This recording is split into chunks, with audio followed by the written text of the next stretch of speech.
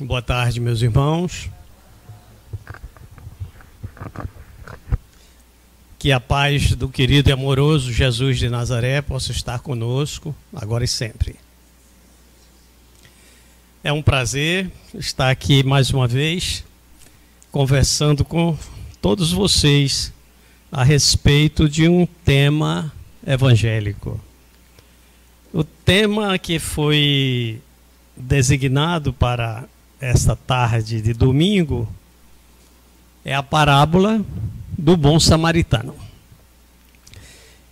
E através da parábola do bom samaritano, nós vamos conversar um pouco sobre caridade e misericórdia.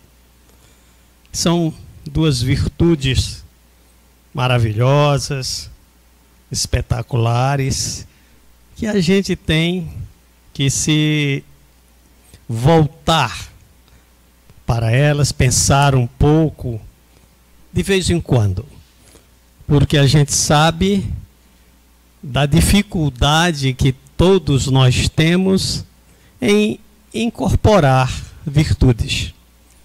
E apesar de falarmos muito, de nós já conhecermos bastante a teoria da caridade e da misericórdia, mas não é fácil a gente partir para a executar, para a prática. Eu gosto muito de algumas frases de Divaldo, e uma das frases bem duras, mas muito real, e que cabe nessa nossa conversa aqui de fim de tarde, é quando ele diz que é muito fácil entrar ou adentrar ao Espiritismo. O difícil é o Espiritismo entrar na gente.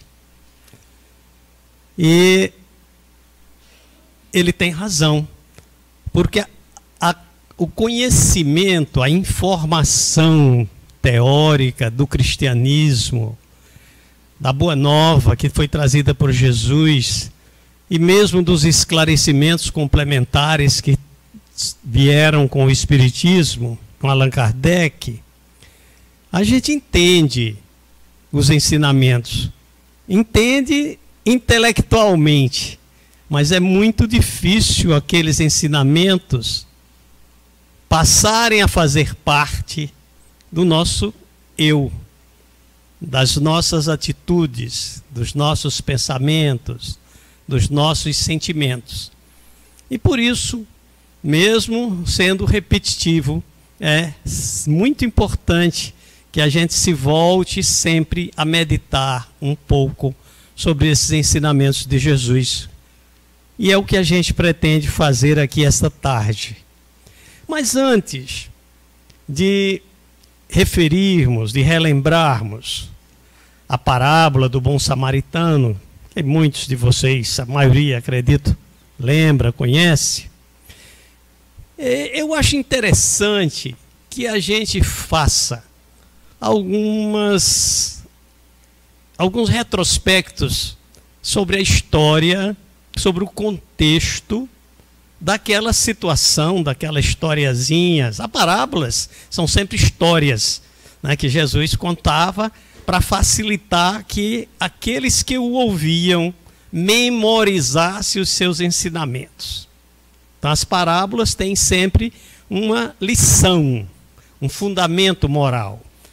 Mas para a gente entender bem as parábolas, até porque elas foram proferidas por Jesus em um outro contexto, em um outro país, e há mais de 2000 anos, então é importante que a gente tenha certeza que conhece aquela realidade para que Jesus vivenciou, para que a gente possa compreender bem qual era mesmo o peso, qual era o ensinamento que ele estava passando através daquela pequena história. Então vamos recuar um pouco e relembrar um pouco de história de Israel. Jesus viveu em Israel, a gente sabe disso. Jesus era judeu. Então, não vamos fazer a história de Israel toda aqui, mas vamos lembrar o seguinte, que Israel, como a gente chama hoje, não é? Na realidade, ela originalmente era constituída, e nós não chamávamos de Israel, ninguém chamava de Israel, eram os hebreus. Os hebreus eram um povo nômade. O povo nômade é aquele que não tem lugar fixo, né? Se desloca, vive se deslocando de um local para outro. Os hebreus eram fundamentalmente pastores de ovelhas, criadores de ovelhas. E como tal, necessitavam do pasto, não é? Para as ovelhas, as suas ovelhas. E aquela região onde eles viviam, que é chamada de Palestina, ainda hoje chamamos de Palestina, é uma região muito árida, muito seca, então com muito poucos pastos, vamos dizer assim, muito poucos recursos. Por isso mesmo é que aquelas tribos, e era assim que se denominam, eram tribos nômades, os hebreus. Quer dizer, se deslocavam justamente buscando pastos para os seus rebanhos. Então eles não viviam, quer dizer, numa casa, num lugar, numa cidade, eles nem tinham cidades assim. Então eles viviam em movimentos. Esses deslocamentos dos hebreus, certamente motivados por questões climáticas, por secas, por anos mais secos, eles se deslocaram muito para a região sul da Palestina. E acabaram entrando no que hoje na época, era o Império Egípcio. E sabe-se que eles atingiram o delta. O delta é onde o rio deságua, né? Nem todo rio tem delta. O delta é quando um rio, ao chegar ao mar, ao desaguar no mar, ele tem muitos caminhos. Então ele forma um delta. Então, são poucos os rios do mundo que formam delta. O Nilo é um dos rios que formam um delta. Então, aquela região do delta no Nilo, até porque é como se o rio se transforme em vários rios. Então, aquela região é uma região mais fértil, mais úmida.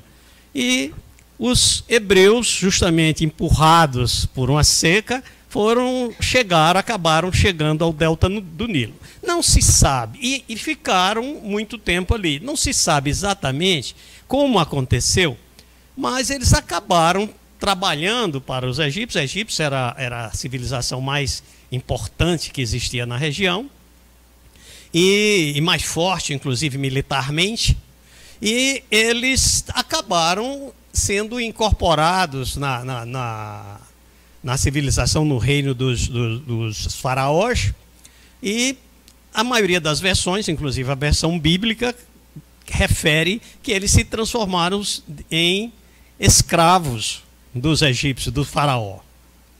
Essas tribos, quando a gente usa assim no plural, é bom a gente quantificar, eram 12 tribos. Essas 12 tribos, historicamente, pela história judaica, eles correspondiam aos 12, vamos chamar 12, filhos de Jacó. Na realidade, Jacó só teve 10 filhos. Então, 10 das 12 tribos eram filhos de Jacó. 2, para formar as 12, eram filhos de José. Mas Jacó terminou assimilando e recebendo esses 2 filhos de José como filhos seus. É por isso que se fala que eram os 12 filhos de Jacó. Jacó é uma figura importantíssima na história de Israel, e em determinado momento da sua vida ele trocou de nome e passou a se chamar Israel. Daí vem o nome de Israel. Era o nome de Jacó, que foi, vamos dizer assim, o pai de todas os judeus, porque ele foi o pai das 12 tribos, quer dizer, das 12 frações, dos 12 segmentos que se dividia o povo hebreu. Bem, essa é a história lá atrás, e em determinado momento, cerca de 600 anos antes de Cristo, uma figura de uma dessas tribos, que mesmo eles estando todos lá no Egito, eles ainda mantinham as suas as suas estruturas de tribo, como se fossem raças, né, diferentes, etnias. Na realidade, era uma etnia única, que eram hebreus todos, de uma mesma origem. Mas cada um se mantinha com aquela sua estrutura. Uma dessas famílias era justamente a família de Levi. Levi foi um dos 12 filhos de Jacó. E um desses filhos, ou um desses membros da tribo de Levi ficou muito famoso e chegou à nossa história, porque foi a pessoa que recebeu a primeira revelação. Todos nós conhecemos, sabemos muito da sua história, que foi Moisés. E Moisés, justamente, era um judeu, um hebreu, vamos chamar assim. A essa altura ainda não se falava em judeu, era um hebreu que conseguiu, ele teve uma formação religiosa, uma formação clássica muito importante, porque a referência é que ele, mesmo sendo hebreu, quer dizer, e os hebreus eram escravos do faraó, mas ele, por razões que não vem aqui, é outra história, acabou sendo criado e educado pela família do faraó, né, pela família real egípcia. Então ele teve uma educação realmente primorosa, e a história conta que foi ele justamente a pessoa que chefiou, que conduziu, que conseguiu retirar os hebreus do Egito, não é? Então, vamos dizer assim, libertou os hebreus do Egito. E então as 12 tribos saíram do Egito e foram novamente migrando para o norte, para aquela região de onde eles originalmente pastoreavam, que era a Palestina. Em chegando à Palestina, é claro que a Palestina não estava desocupada. Existiam outras tribos, outras raças, outros povos que habitavam também a Palestina, vários outros, não era um único povo. E para conseguir um lugar ao sol, como se diz, para conseguir um espaço para viver na Palestina, os hebreus tiveram que fazer a guerra, aqueles povos que estavam lá, conquistar aquela região, aqueles espaços. Na realidade, já não foi Moisés, porque Moisés morreu nessa travessia. Conta a história dos judeus, judaica, conta a Bíblia, que essa travessia da saída do Egito até realmente conquistar um espaço, a chegar, na verdade até chegar à Palestina, isso durou 40 anos. Porque não tinha avião, não tinha carro, não tinha moto, então era caminhando. Imagine, foi uma migração de milhares de pessoas, sem estrutura, de nada. Quer dizer, na realidade, da mesma forma como eles migraram para o sul e acabaram entrando no Egito, aí, quer dizer, com essa libertação, chefiado por Moisés, eles saíram do Egito e começaram a migrar para o norte até voltar à Palestina. Moisés não conseguiu chegar à Palestina. Um rio muito importante da Palestina é o Rio Jordão. E conta a história que Moisés, ao chegar às margens, morreu ao chegar às margens do Rio Jordão. Ele não atravessou o Rio Jordão para chegar à Palestina. Quem fez isso foi seu sucessor, que chefiou justamente a conquista dos espaços na Palestina, que foi Josué.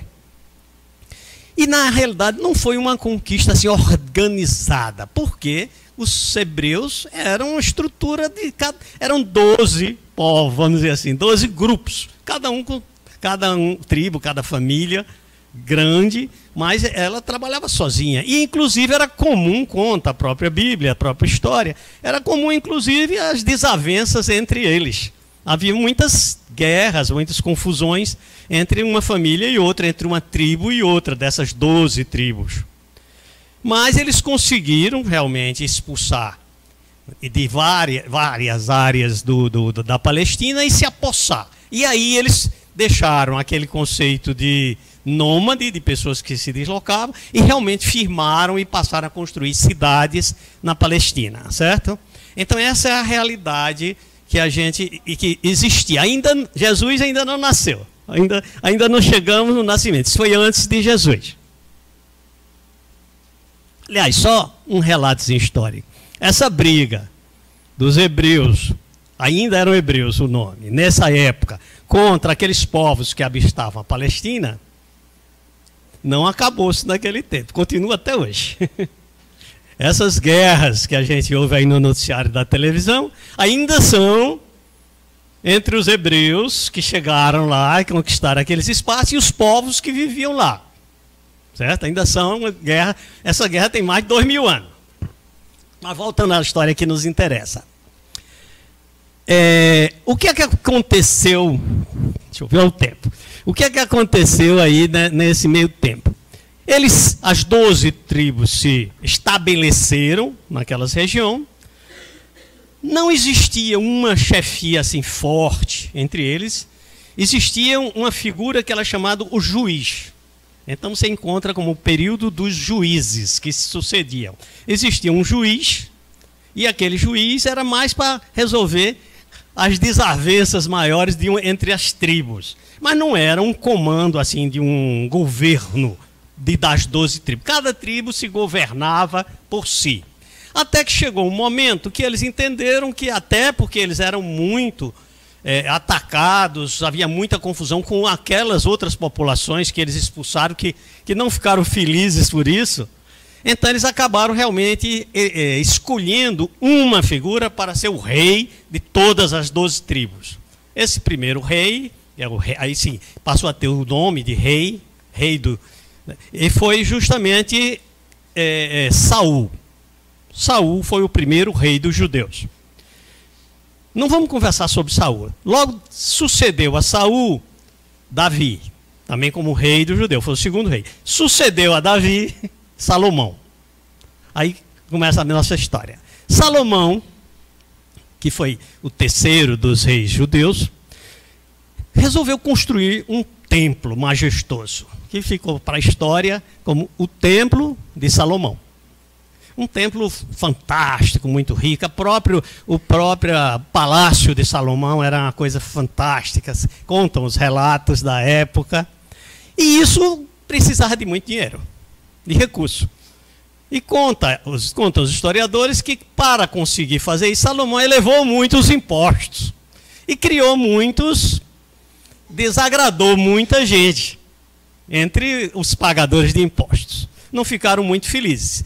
Mas ele era um rei muito prestigiado, muito forte. Enquanto ele esteve vivo, tudo se manteve. Na hora que Salomão morreu, o sucessor de Salomão não conseguiu manter os hebreus todos, ainda eram hebreus, juntos, como um reino, sobre um comando único. Houve uma cisão, uma ruptura, e eles formaram, então, aqueles que não estavam satisfeitos, por exemplo, com o que Salomão tinha feito, eles se separaram do restante, e foi uma quantidade muito grande. Foram 10 das 12 tribos. Se separaram das outras e fundaram um outro país, que eles chamaram de Samaria.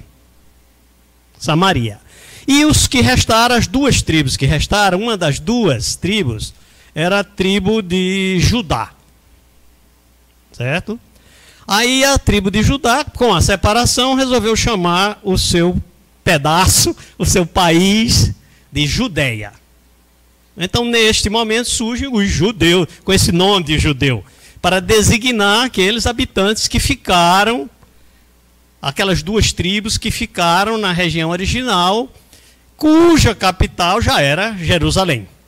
Então, Jerusalém passou a ser, então, a capital da Judeia, ou do reino de Judá. Certo? E a Samaria era o restante dos hebreus que formaram o outro país. E, naturalmente, essa separação não foi um divórcio amigável. Foi um divórcio litigioso. Ou seja, a Samaria se transformou no grande inimigo da Judeia. Então, os dois reinos, certo? Apesar de terem origem comum, não é? Terem todos aquelas 12 famílias, das 12 tribos dos filhos de Jacó, na realidade se tornaram inimigos. Ou seja, falar em alguém da Samaria para um judeu era uma coisa terrível, né? Então era considerado assim, era o grande inimigo, uma pessoa detestável estavam e as pessoas que moravam, que viviam na Samaria, eram chamados de samaritanos. Veja, agora chegamos na nossa história de Jesus. Então, meus amigos, samaritano era uma pessoa menosprezada, detestada por qualquer judeu. Agora sim, chamado judeu, para distinguir dos habitantes da Samaria. Então, os samaritanos, os judeus detestavam os samaritanos. Certo? Aí vê logo a história de Jesus. Então, a história de Jesus envolve um samaritano, certo? Envolve um levita. Levita é aqueles habitantes de uma das 12 famílias, que eram justamente os filhos de Levi. Então, eram os levitas. E aos levitas, eles são muito importantes na história judaica, porque os levitas receberam a incumbência, foi a tribo, né? A família que recebeu a incumbência de tomar conta e cuidar do templo construído por Salomão. Curiosamente, em Judá só tem um templo, é o templo de Salomão, certo? Então, o templo de Salomão, até hoje, é cuidado pelos levitas, certo? Então, é o porteiro, é o cara que toma conta, tudo são os levitas, vamos dizer assim, entre aspas, são os donos do templo. Então, são pessoas extremamente respeitadas, extremamente queridas, extremamente importantes dentro da estrutura hierárquica judaica, já eram na época de Jesus, certo? E a história de Jesus envolve também, além do samaritano, um levita e um sacerdote. Sacerdote não precisa explicar o que é.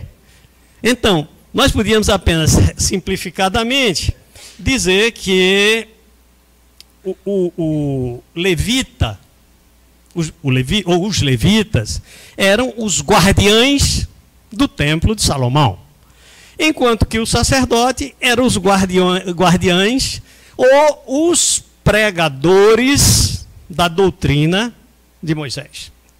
Então não podia ter nada mais importante do que pegar um sacerdote, que era o cara que pregava, que expunha, quer dizer, era o detentor da doutrina, realmente, ou da lei, que não se falava nem lei de Moisés, era a lei, simplesmente.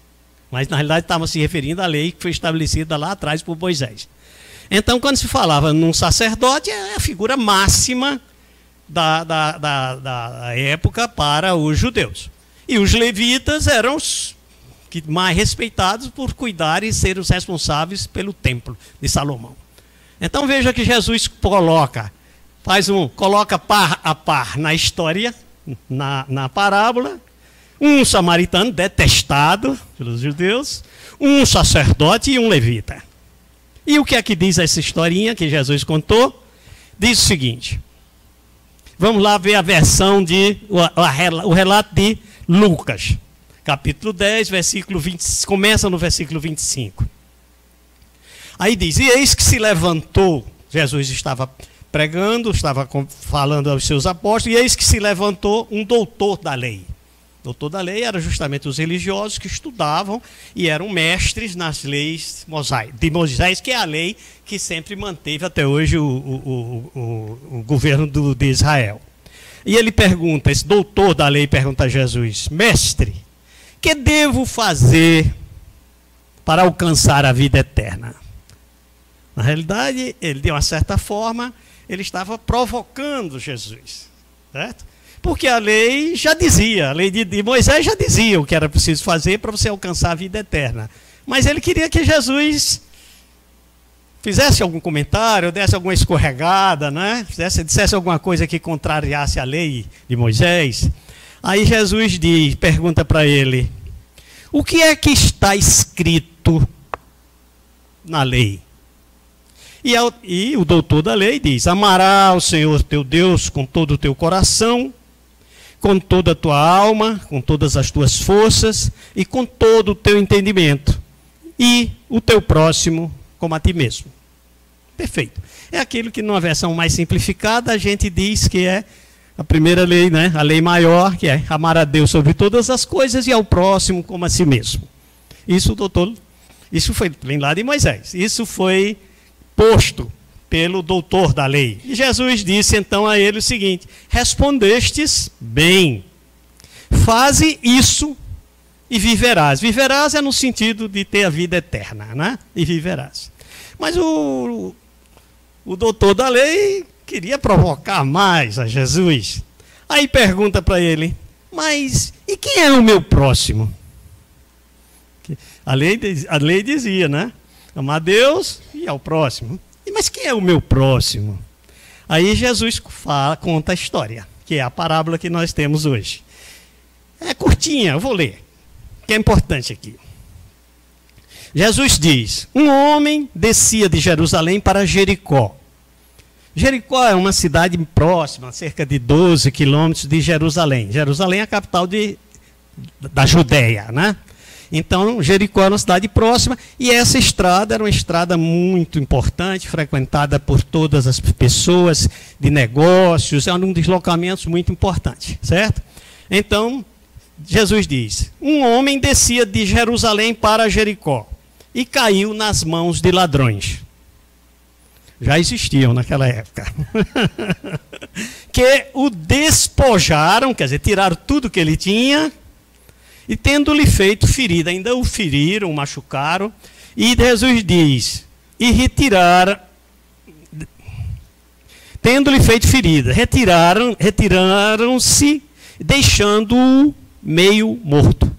Quer dizer, os caras, além de levar tudo que o cara tinha, o negociante tinha, ainda o feriram e deixando ele quase morto, nas palavras de Lucas.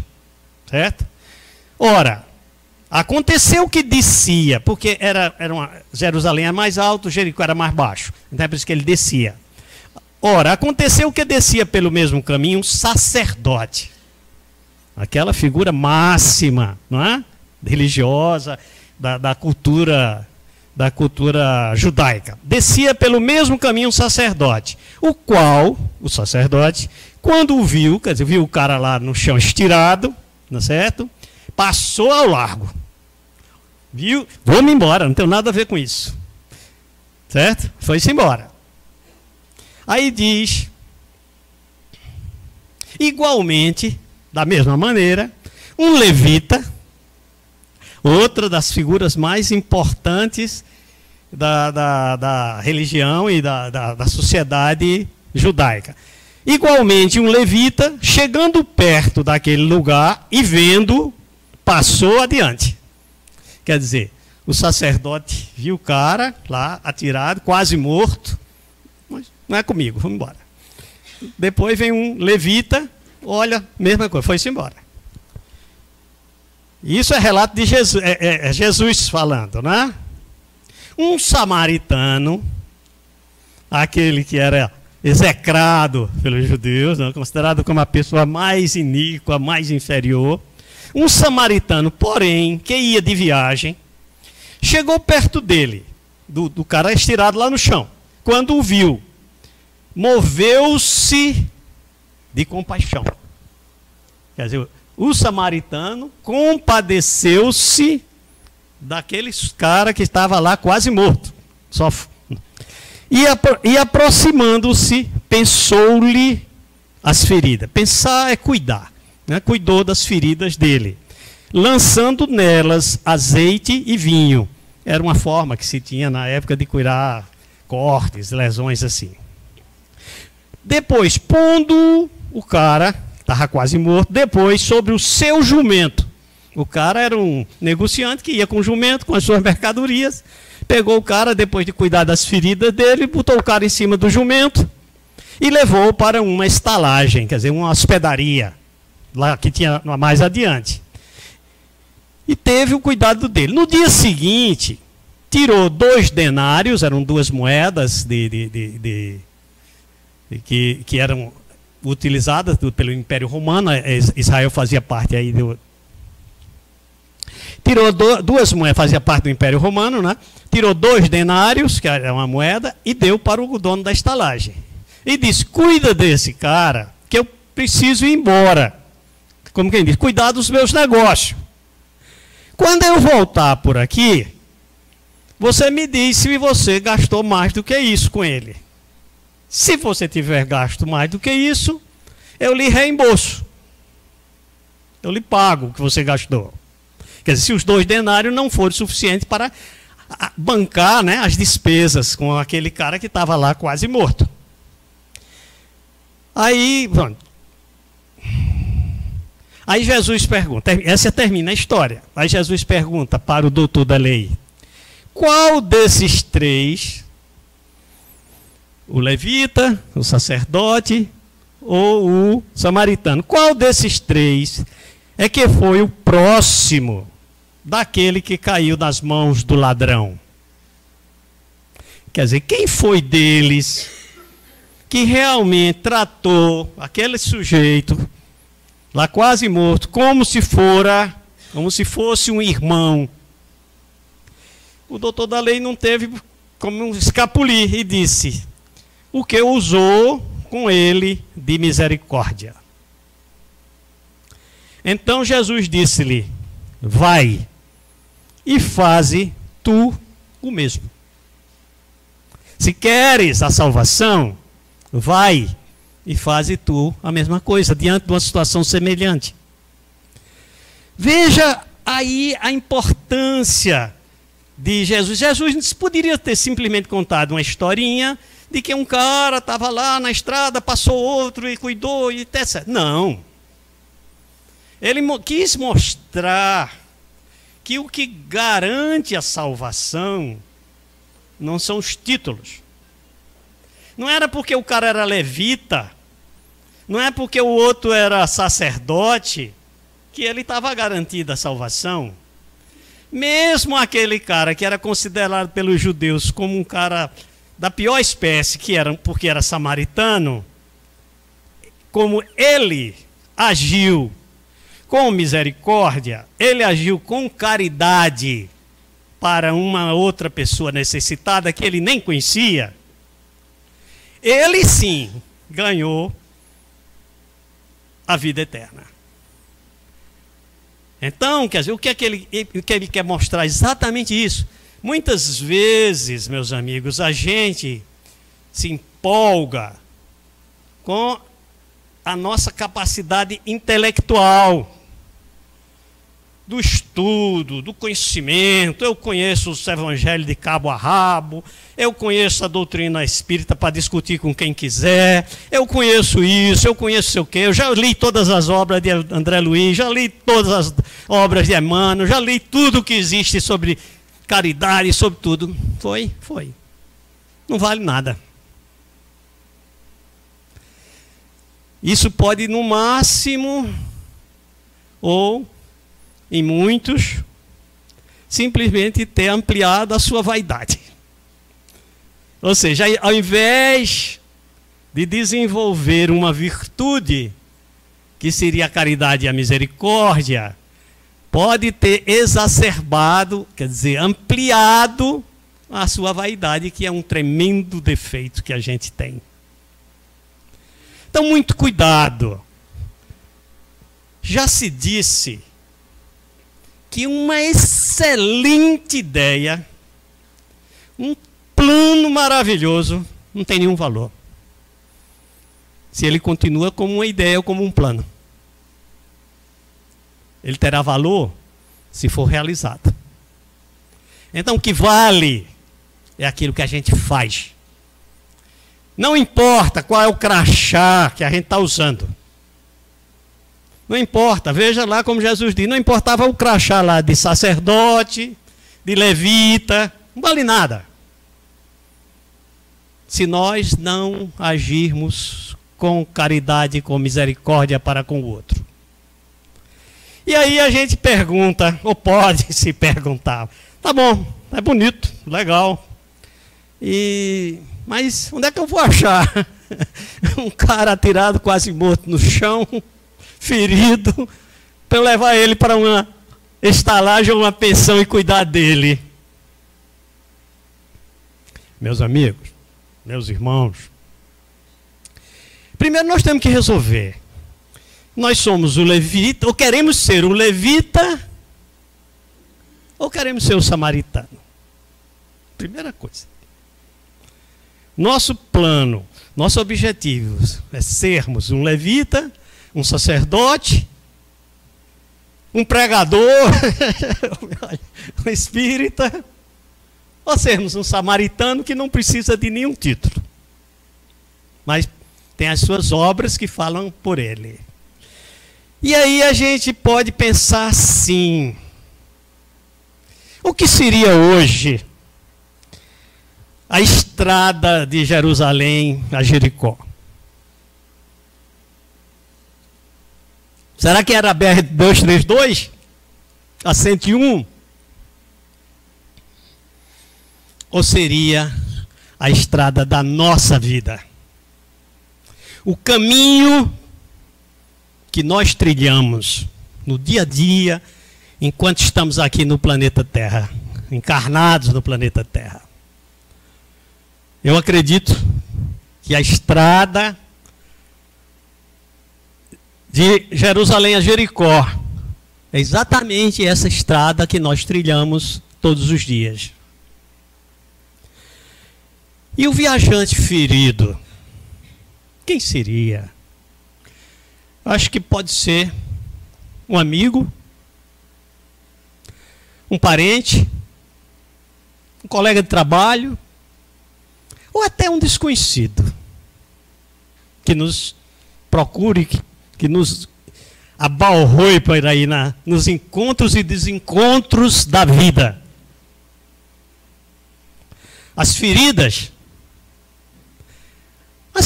não precisam ser praticadas por uma faca, por uma peixeira. Existem feridas modernas que doem, que machucam muito mais. E que os doutores, médicos lá do hospital não conseguem costurar e fazer com que desapareçam. São as feridas da alma. É o estresse da vida moderna. É a solidão. A depressão. A angústia com os problemas não resolvidos. Isso são feridas que doem e que não cicatrizam facilmente. Algumas nem cicatrizam. A gente tem que aprender a viver sangrando essas feridas todos os dias.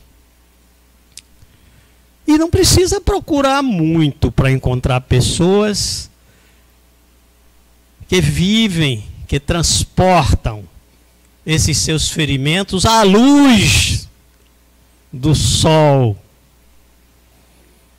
Se nós tivermos um pouquinho de empatia, quer dizer, nos colocarmos na posição do outro, se nós tivermos um mínimo de sentido de caridade, nós vamos ver como as pessoas são necessitadas, como as pessoas vivem feridas por os problemas todos que existem no mundo atual.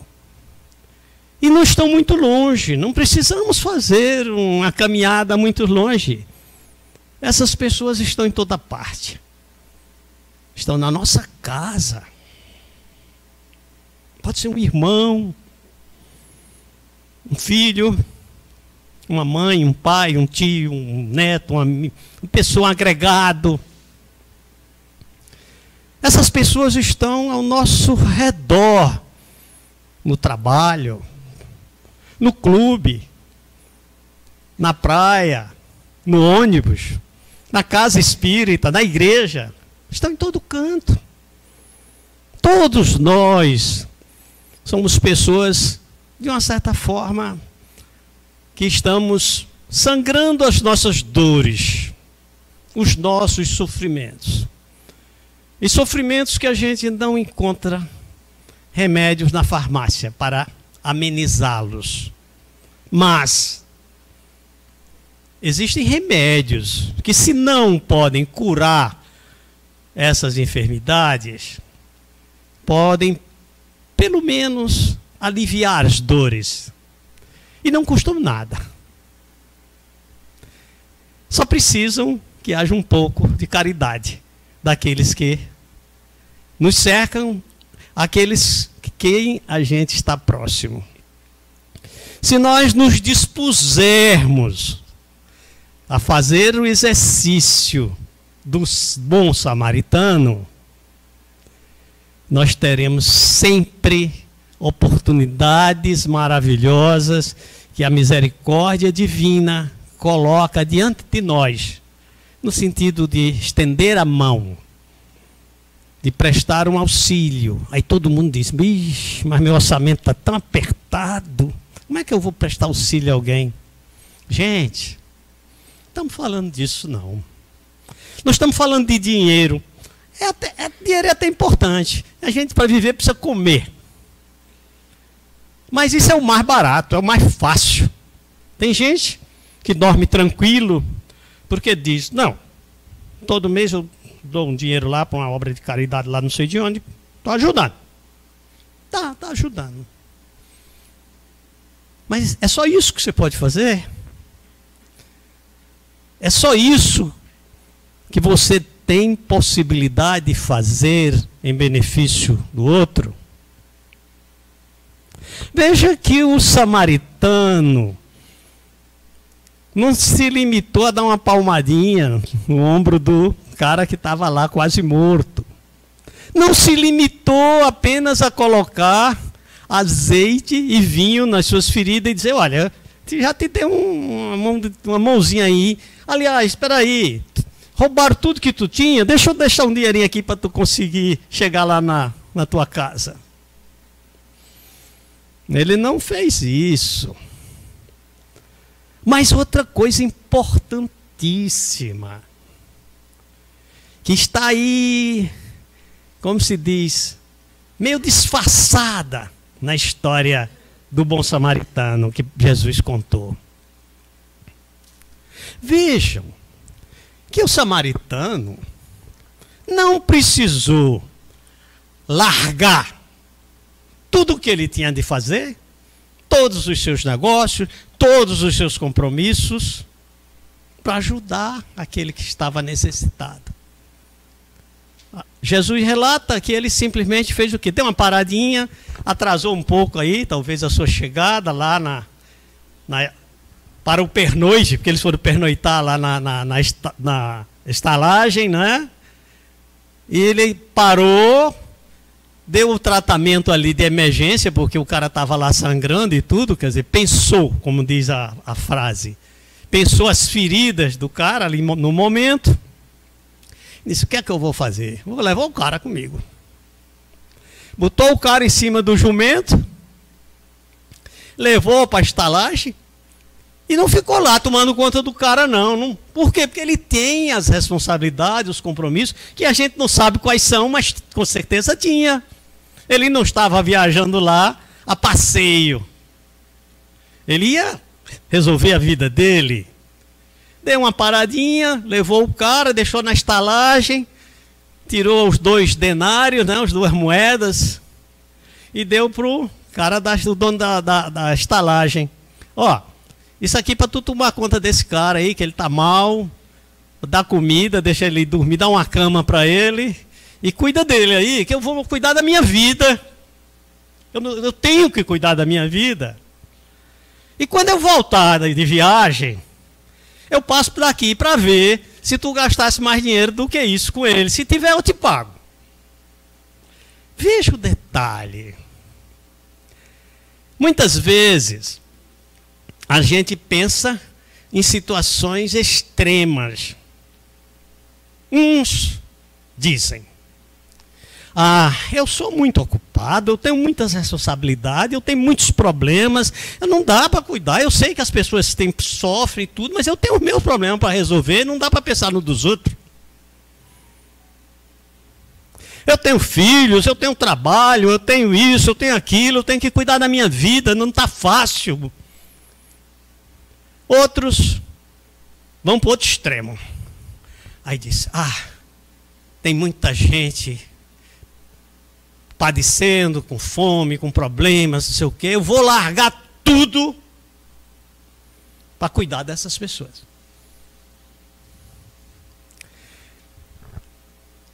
O bom samaritano não está nem numa posição dessa, nem na outra. Sabe por quê?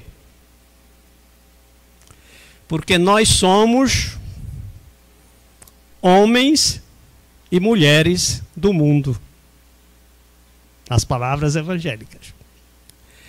Nós encarnamos, estamos nessa vidazinha aqui, com um motivo, com um objetivo, para enfrentarmos alguns desafios da vida, para aprendermos a conviver.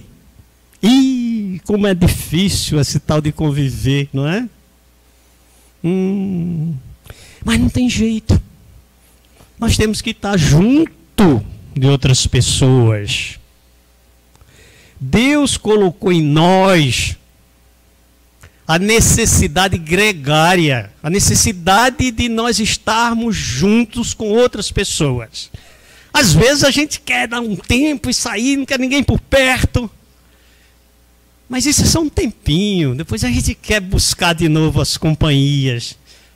A gente precisa conviver. E não é só uma necessidade psicológica nossa, não.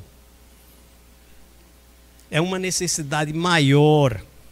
Porque nós estamos aqui vivendo nesse planeta, não é para gozarmos a vida, aproveitarmos a vida. A gente sabe que estamos aqui para crescer, aprender, evoluir, aprender intelectualmente, aprender coisas. Mas, acima de tudo, aprender a nos relacionarmos. Aprender a conviver com os outros, respeitando os outros que são diferentes da gente. Eu não sei porquê, Deus tinha muita imaginação. Fez, quantos tem aí? 7 bilhões, não é? 7 bilhões, 7,4 bilhões de pessoas. Mas, rapaz, não fez 2 iguais. Cada um é diferente. Todos somos diferentes. Não só os que estão encarnados, mas também os que estão desencarnados. Cada um é único. Cada um é um indivíduo.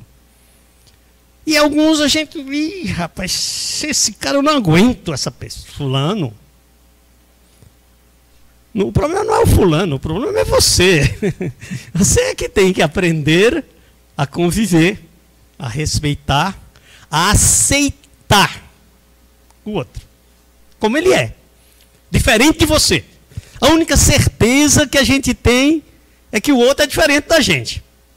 Aliás, a porta está fechada, eu vou contar um segredo.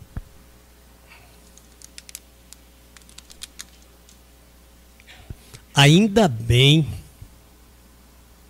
que Deus fez cada um diferente do outro. Se você encontrasse uma pessoa igual a você, você não aguentava 5 minutos. Sério? É verdade. Seria terrível. A riqueza, meus amigos, está justamente na diversidade. A gente se preocupa e deve se preocupar, porque tem lá umas tantas espécies, a ararinha azul, a não sei o quê, o urso polar, que estão em ameaça de extinção, só tem 100 exemplares, só tem 4, só tem 10, só tem 200 exemplares, o urso panda está desaparecendo. Gente, e da senhora só tem uma, de você só tem um, de cada um de vocês só tem um. Não tem 10, 20, 100, 200, não, só tem um. Então vocês, cada um, tem um valor inestimável, porque é único. Não tem outro igual. Cada um é único. E para ser único tem que ser diferente, senão não era único.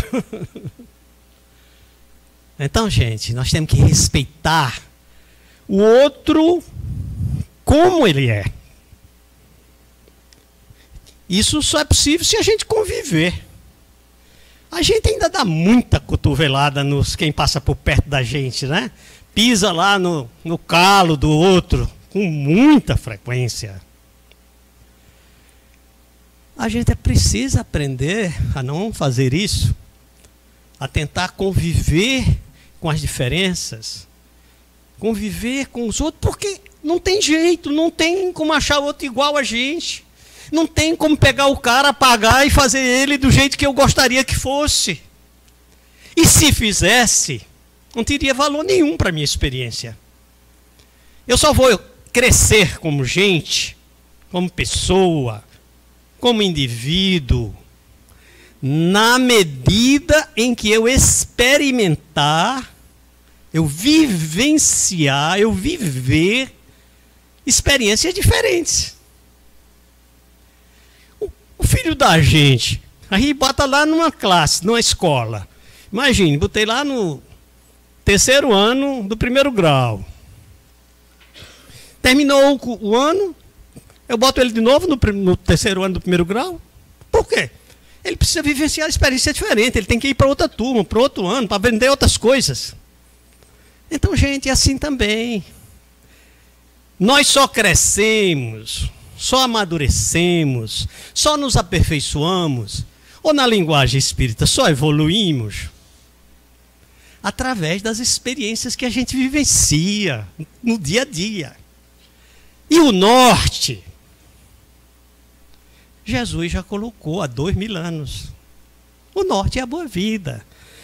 Uma das bússolas que a gente precisa seguir é a da caridade, a da misericórdia, em ajudar. Nós estamos juntos também como fator educativo, mas acima de tudo, para que a gente se dê as mãos.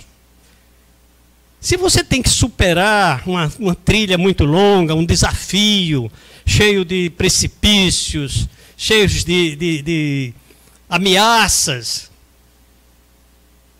é muito mais fácil se você for junto com alguém. Você for em grupo, do que se você for sozinha. Então Deus colocou o próximo da gente, primeiro, para a gente aprender a conviver com o outro, respeitar a individualidade do outro. E depois, para que a gente possa, como Deus é o Pai, e o amor maior, Ele colocou o outro, para que a gente possa trilhar um caminho mais facilmente. Somos companheiros de jornada. Todos. Quer a gente goste, quer não goste. Quer a gente simpatize com A, com B, com C, ou não. Somos companheiros de jornada. E se formos juntos, se nos dermos as mãos, a jornada vai ser mais fácil. Nós vamos avançar mais rapidamente. Nós vamos aprender melhor. Até porque o que você sabe, eu não sei, mas eu posso aprender com você. Como cada um é único, cada um é repositório, quer dizer, o armazém de todas as experiências que viveu. Não nessa vida, gente. Isso é como uma novela da Globo. A gente está aqui vendo um capítulo da novela. Faz tempo que a novela começou. Tem um monte de capítulos que a gente assistiu, participou como ator, como figurante. Mas a gente não lembra. São as encarnações anteriores.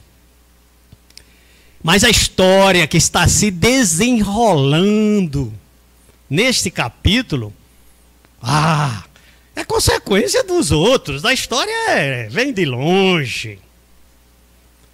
Então, meus amigos, vamos aproveitar bem essa oportunidade. A oportunidade de estarmos aqui. Dizem os espíritos que não está fácil e não vai ficar fácil conseguir uma vaguinha para voltar aqui não, viu? Eu tiro pelos meus amigos, minha família, meus filhos. Ninguém quer ter mais filho, não. Como é que a gente vai encarnar, gente?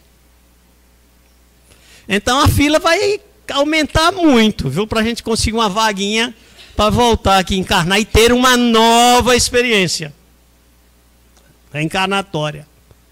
Assim, vamos aproveitar o máximo essa que a gente está vivendo. Vamos tirar dela o máximo de oportunidades de aprender, de melhorar, de prosseguir. Agora não vamos fazer como